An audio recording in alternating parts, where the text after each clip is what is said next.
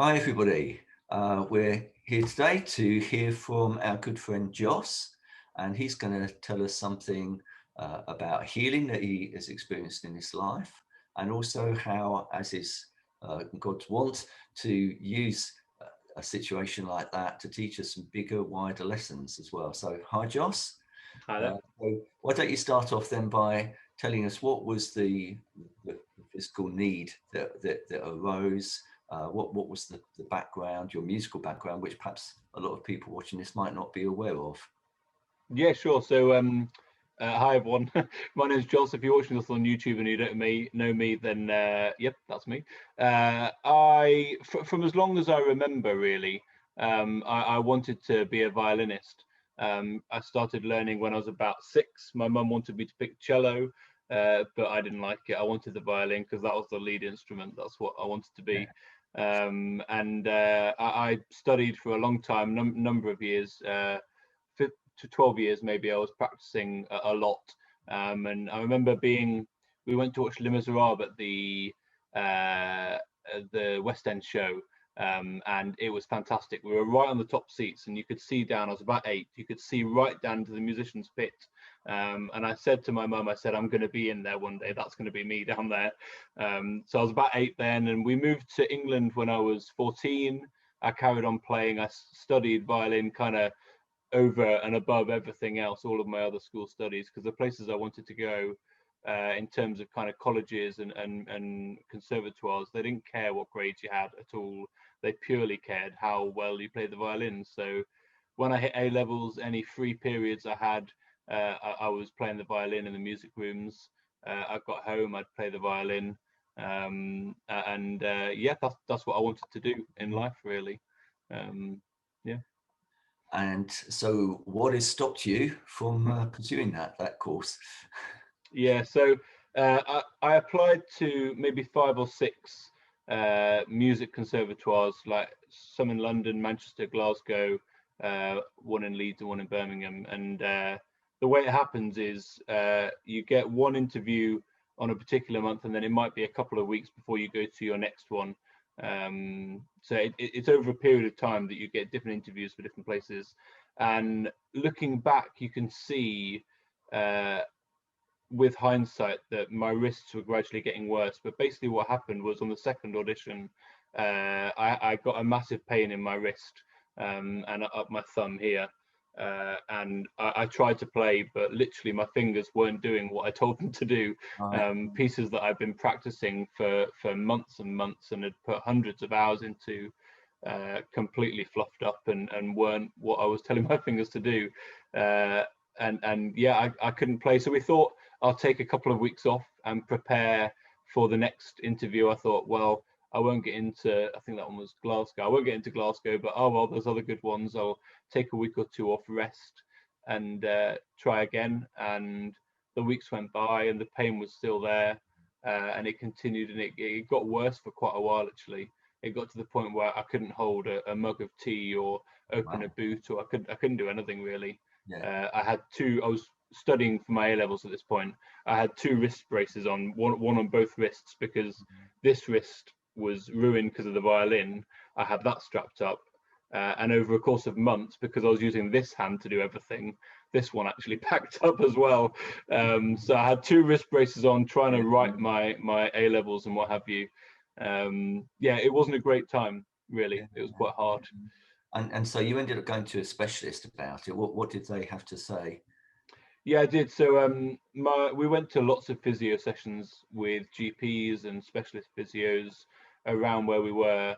But we'd heard of a guy in Glasgow who was a specialist musical injury, specializing in wrist and shoulder Yeah. injuries. So he was the top dog as far as we were concerned. He was the guy we had to speak to. And my grandparents paid for me to go see him. And I bought out the letters that he gave me, just to have a little read through them again. He said that it had gone on for so long by that point. I think it had been about a year by that point. It's gone on for so long that whether the injury is still there or not, your nerves will continually tell you that there is pain. They've learned to send that signal to your brain, and no matter whether the injury is there or not, you will feel pain probably for the rest of your life. unless, he said, there's no cure unless you try and trick yourself that it doesn't hurt. I said that's the only thing you can do. So I gave it a go. He gave me a schedule to run through, which is like play 5 minutes and then rest for an hour and then play another 5 minutes, and do that for a couple of weeks until you can try and train yourself whilst you're playing. Try and tell yourself it's not hurting, it's not hurting, it's not hurting. He said, actually, you're too bad for that. He said, play 2.5 minutes, don't start with the 5, which you would normally tell people to start with. And I tried for a number of weeks, and it hurt too much. I couldn't do it. So we was medically, I was stuffed. Oh, that is a really difficult and obviously really disappointing situation to be in. But knowing you're a person of prayer. So how did you approach things with regards to what the Lord might want to do about stuff? Yeah, so we prayed a lot during that first year in particular, because I think for the first year I was still hoping that something would get better and I'd be able to continue doing what I'd dreamt to do for the 12 years previous to that point. And so yeah, we prayed with church leaders wherever we could find them. We prayed with different people.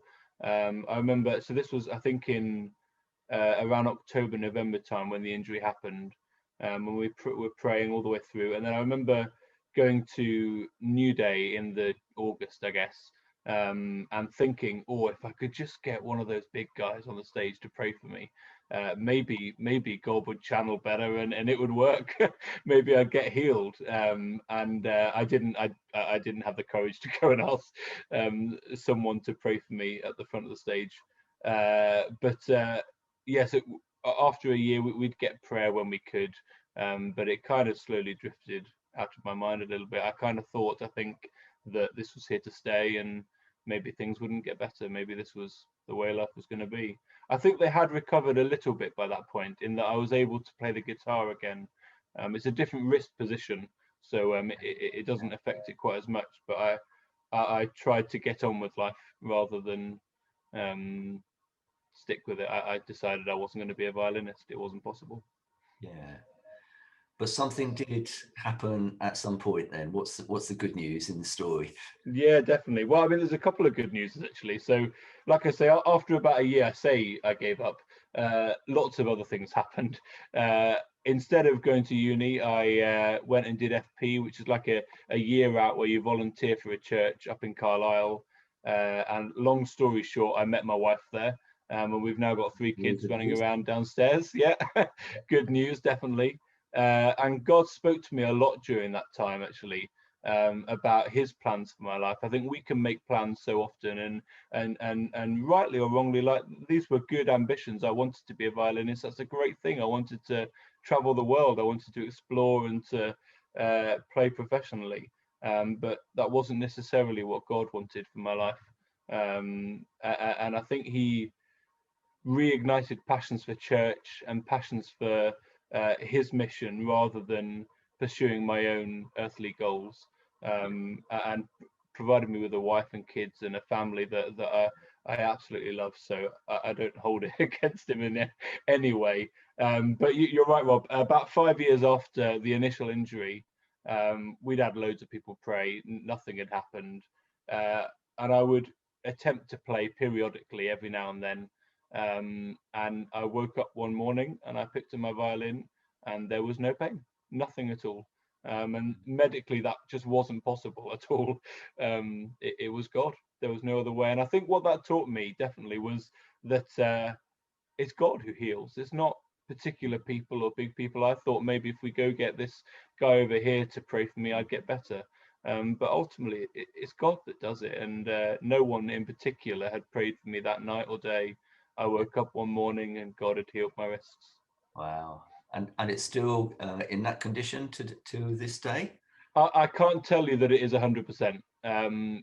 Part of the medical advice we got was that my wrists aren't, the makeup of my wrists isn't quite correct somehow. And there is something wrong with them in some way or other. They're not 100%. But they are a million miles better than what they were. Like I say, I couldn't hold a glass of water without severe pain in my wrists. And my job is building now. I lift things, I throw things about, I carry my kids and throw them in the air. I play guitar as long as I want to, and have very, very little pain.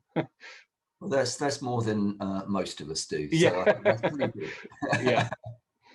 Oh, I mean, that's just really good to hear that story. So I'm sure you will believe then that although God did things in His timing, that He heard every prayer you prayed, even if you didn't get what you were looking for immediately. Of course, and like people have said, haven't they? God always answers prayer. Sometimes it might be a no. Occasionally, sometimes it's a wait and see. Sometimes it's a straight off yes. And people had prayed like hours and hours of prayer had gone into my wrist, and that's never wasted. And that's petitioning our Father for a healing breakthrough that we did come to see. I just can't tell you whose prayer it was. It was all a collection of prayer that Yes. release the healing.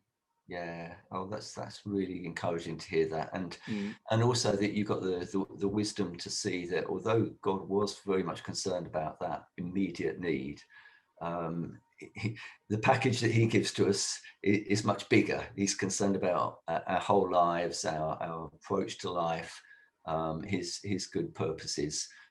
We sometimes think we know what we want, don't we? And He says, "Well, that's fine, but I've got something better." Yeah, yeah, definitely.